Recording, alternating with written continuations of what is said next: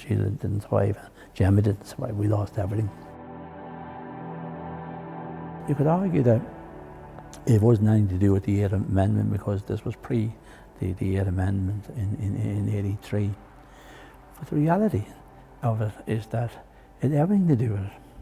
We went to America. She was with some of our sisters on the beach in New Jersey.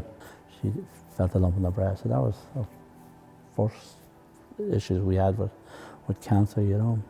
So when we come home from that, she went to see about it, and that ended up then that she had to have a mastectomy then.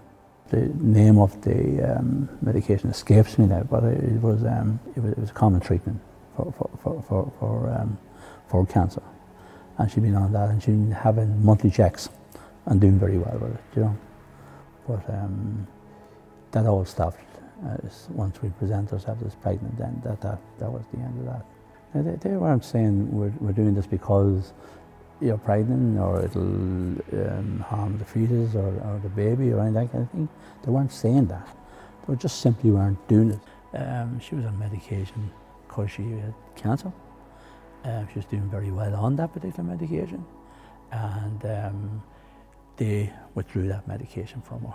So the only conclusion you can come to is that the cancer's still there. You're now not on medication to keep it at bay, and it's going to run rampant. And it did run rampant. Things started to get progressively worse, and I could hear her crying in pain. And she was in a ward with 4 other ladies who were also pregnant, and they were crying because they were watching this pain, and nothing happened for her. And I just got overwhelmed with it. And it wasn't something I planned to do, but I lifted her out of the bed. And I thought, I didn't know where I was going wrong. I just lifted her. I'd say I wasn't in the corridor 2 seconds.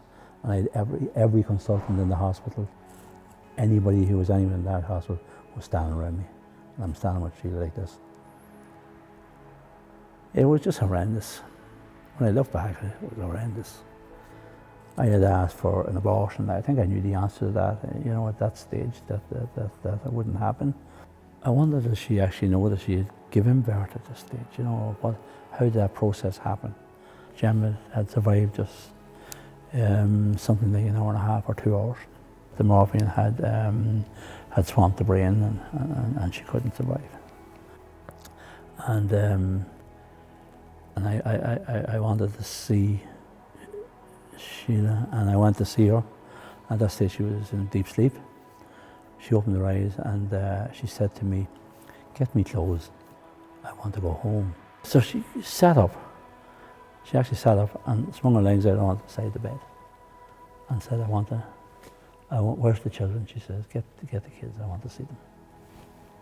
Sheila, you know that Gemma died, you know, and she says, "That's another thing I want to talk to you about." She said, "I want you to go and bury Gemma."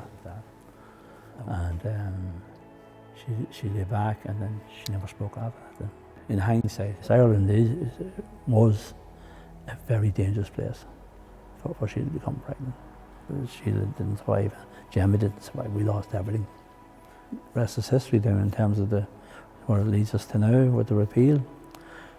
All of these years later, Sheila will be dead 35 years, and it's ironic that it took all of these years to arrive at where we're at now.